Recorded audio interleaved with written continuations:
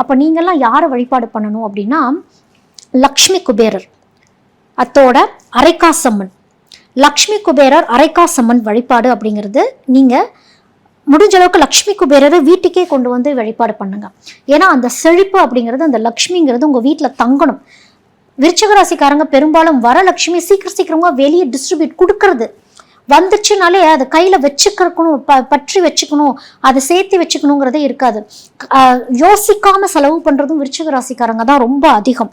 அப்போ நீங்கள் இந்த முருகர் வழிபாடு, சுவாமிநாத முருகர், அதாவது முருகரை சுவாமிநாதன் அப்படின்னு கூப்பிட்றோம் இல்லையா, அந்த மாதிரி சுவாமிநாத ஸ்தலங்களுக்கு போய் வழிபாடு பண்ணுறது.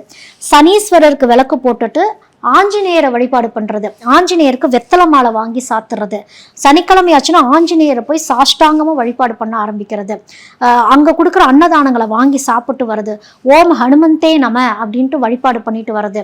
சனிக்கு விளக்கு போட்டுட்டு ஆஞ்சநேயரை வழிபாடு பண்ணணும். சனீஸ்வரர்கிட்ட போய் கெஞ்சக்கூடாது, வேண்டுதல் ஆஞ்சநேயர்கிட்ட வச்சுக்கணும்.